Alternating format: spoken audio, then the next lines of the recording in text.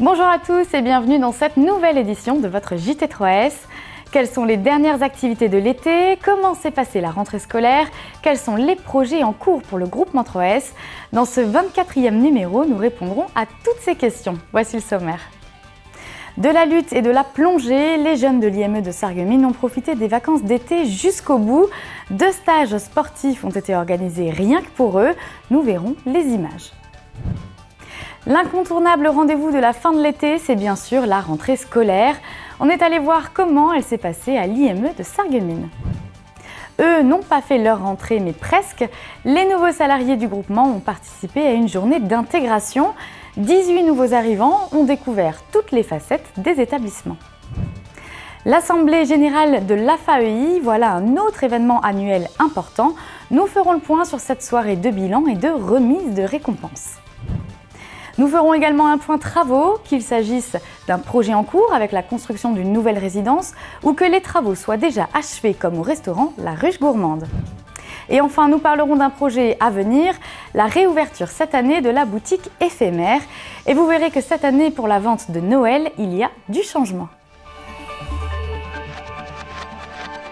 Souvenez-vous, on s'est quitté au milieu de l'été, alors que les activités et fêtes de l'été étaient au programme de tous les établissements du groupement. Eh bien, certains ont profité d'activités jusqu'au dernier moment. C'est un programme sportif avec un stage de plongée et un stage de lutte qui attendait les jeunes de l'IME. On regarde les images. Ce n'est pas toujours facile de se jeter à l'eau, encore moins avec une bouteille d'air sur le dos. Pourtant, certains jeunes de l'Institut médico-éducatif de Sarreguemines, l'IME, n'ont pas hésité à suivre les plongeurs sarregueminois lors d'une initiation dans le bassin du centre nautique.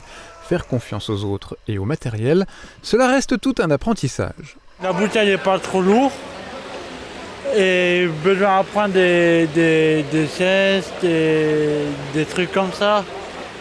Et c'est vraiment pas facile. L'objectif était donc de réussir à respirer grâce à l'équipement de plongée, puis à se mouvoir dans l'eau. Dans cette aventure, ils étaient guidés par les membres du club de plongée de Sarreguemines et accompagnés par 4 membres du conseil municipal des jeunes de la ville. Une manière aussi pour les jeunes venus de l'IME d'être au milieu de tout le monde lors de ces activités découvertes. Après la plongée, voici la lutte et le cécifoot. Les jeunes de l'Institut médico-éducatif, l'IME de Sarreguemines, ont découvert ces 2 sports en compagnie, cette fois encore, de membres du conseil municipal des jeunes de la ville. Et que ce soit la balle sonore, au pied ou sur les tapis, ce n'est pas la performance qui était recherchée à tout prix, mais bien le plaisir de l'exercice physique. Oh, t'as les lacets ouverts, regarde. Et comme chaque année, la fin de l'été est marquée par la rentrée scolaire. Une reprise des cours habituelle pour certains et pour d'autres, une grande découverte. Direction l'IME de Sarreguemines pour faire le point sur cette rentrée 2017-2018. 8h45 précise, les bus arrivent dans l'enceinte de l'IME, le Himmelsberg. Le personnel est là pour accueillir les enfants. Les salutations sont chaleureuses. Chacun se dirige ensuite vers le bâtiment qui lui est destiné, soit à l'IMP, soit à l'IMPro ou encore chez le groupe des Farfadets destiné aux jeunes autistes. Cette année à l'IME, les effectifs sont au complet. On y retrouve des enfants de 6 ans jusqu'à des jeunes adultes âgés de 20 ans, voire plus. Ils sont en tout 85. Ils apprennent des bases éducatives, de l'apprentissage à proprement parler, ainsi que des enseignements techniques. Contrairement à l'éducation nationale, les cours ne sont pas découpés en heures, mais en demi-journée. Il y a une grande diversité d'activités proposées. Cet après-midi, je suis à l'internat et on va faire une sortie, mais je ne sais pas où on va aller encore. On retrouve à l'IME des spécialistes médicaux, des assistants médico-pédagogiques, ainsi que des éducateurs et des moniteurs. L'emploi du temps s'adapte au projet individuel de chaque jeune. Certains élèves ont commencé l'année scolaire le 28 août, les 10 nouveaux admis sont eux arrivés lundi dernier. Contrairement à leurs homologues scolarisés en milieu ordinaire, à l'IME, les enfants ont 2 fois moins de vacances. Et peu importe le nombre de semaines de vacances, la rentrée est toujours un moment important de l'année scolaire. Justement, Gilles Muller, directeur du pôle enfance, est venu sur le plateau de la chaîne de télévision Mosaïque pour évoquer la rentrée scolaire à l'IME lors d'un dossier spécial. On regarde un extrait de l'émission. Mais je voudrais qu'on parle d'abord de la rentrée, Gilles Muller. Est-ce que c'est un moment important pour les jeunes qui sont chez vous ? Alors c'est un moment qui est toujours très très important, donc on a une préparation au préalable avec les professionnels avant que les élèves n'arrivent. Et alors c'est surtout un moment important pour les élèves pour les nouveaux élèves qui arrivent, qui étaient auparavant scolarisés à l'éducation nationale. C'est souvent aussi très poignant pour les parents qui ont décidé du passage de relais en institution. Et on est là pour que ça se passe le mieux possible. Et en général, l'intégration se fait très très rapidement dans de très bonnes conditions. Donc vraiment la journée cruciale de l'année, on va dire. Oui, c'est assez l'accueil est assez fondamental. J'allais dire même l'accueil, comme l'accueil des salariés qui démarrent dans une institution, celui des élèves qui arrivent, qui appréhendent beaucoup l'arrivée dans l'institution, se fait mieux quand c'est préparé et quand on accompagne, quand les jeunes se sentent accueillis. Voilà, on essaie de faire le maximum pour qu'ils se sentent le mieux accueillis possible. Et alors du coup, est-ce qu'ils sont contents de venir et pour les anciens de retrouver les copains le jour de la rentrée ? Les anciens sont très contents de revenir parce que les vacances, malgré le fait qu'on ait moins de vacances qu'à l'éducation nationale, mais les vacances ont quand même été assez longues et souvent ils s'ennuient un petit peu pendant les périodes de vacances. Donc les anciens sont très contents de revenir et puis les nouveaux appréhendent un petit peu, mais ils sont, je pense, également contents d'arriver dans une nouvelle école. Un peu comme pour la rentrée scolaire, les nouveaux salariés du groupement ont eu droit début septembre à une journée d'intégration. 18 nouveaux salariés ont pu faire connaissance et découvrir le fonctionnement du groupement 3S. Après une vague d'embauches suite à des départs en retraite, le nombre de salariés du groupement s'élève désormais à 276. À chaque session d'intégration, un responsable présente son pôle de compétences. Cette fois, Valérie Leroy a présenté les détails du pôle administratif. Objectif de cette journée, favoriser les échanges entre salariés et optimiser la vie en collectivité au sein du groupement. Autre rendez-vous incontournable pour l'AFAEI, cette fois, l'Assemblée Générale. Elle a lieu une fois par an et permet de faire le point sur l'activité. Rapport moral d'activité, financier et même remise de médailles. On fait le point sur la dernière Assemblée Générale. Nouvelle Assemblée Générale et nouveau bilan pour l'AFAEI. Comme depuis maintenant 22 ans, le bilan de l'année 2016 est positif. Positif d'abord au niveau des projets et des investissements. En 2016, l'association a investi dans la modernisation des établissements et l'amélioration des conditions de travail pour les usagers. Positif ensuite concernant les manifestations organisées tout au long de l'année par l'AFAEI. Qu'il s'agisse de concerts caritatifs, de marches ou des brioches de l'amitié, la motivation des bénévoles est sans faille.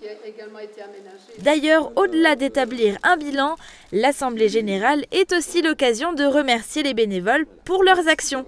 Une des bénévoles, Madame Putz, a même reçu avec émotion la médaille du bénévolat pour plus de 20 ans de mobilisation.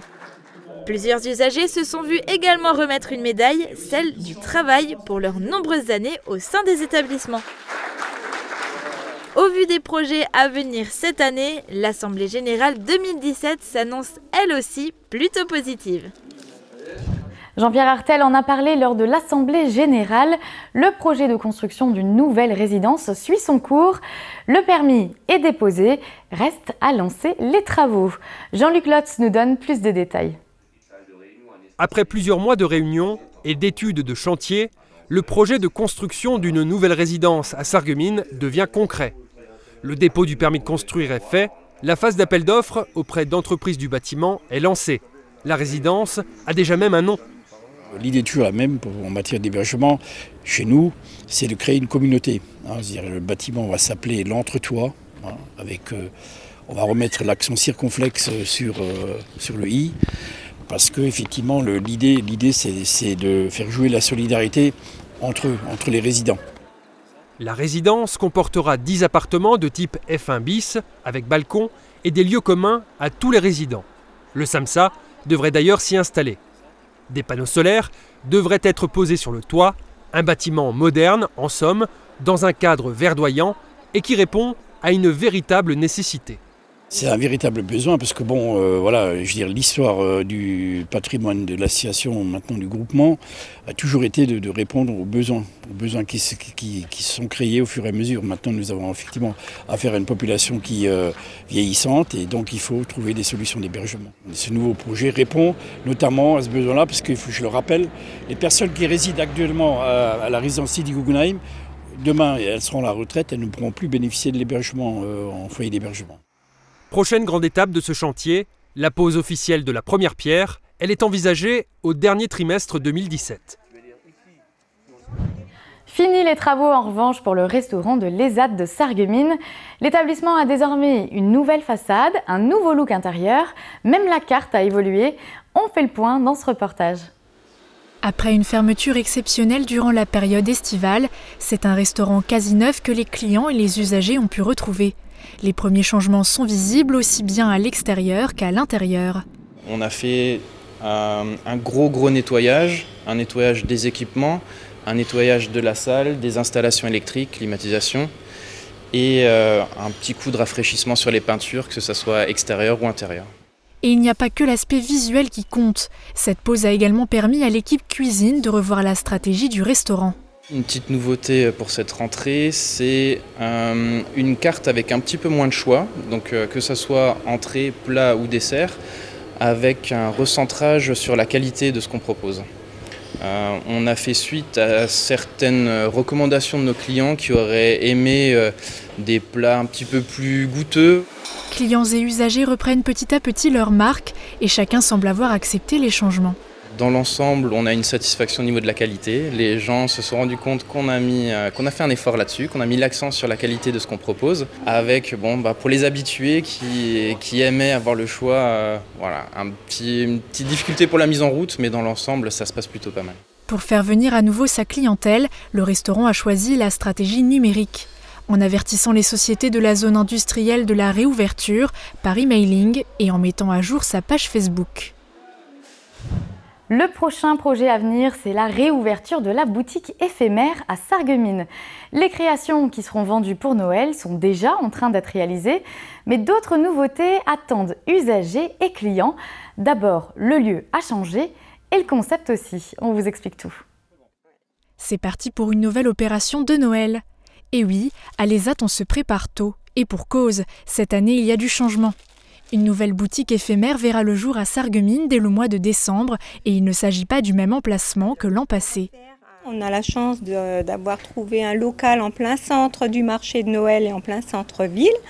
Et donc, c'est avec plein d'euphorie et puis d'enthousiasme qu'on prépare quelques petites surprises, des nouveautés notamment pour présenter à la boutique. Cette nouvelle boutique située à l'angle de la rue de Verdun et de la rue de l'Église sera bien plus grande que les précédentes. Elle nécessitera d'ailleurs quelques aménagements intérieurs et plusieurs décorations de vitrines, mais ce nouvel espace permettra surtout d'y installer quelques nouveautés.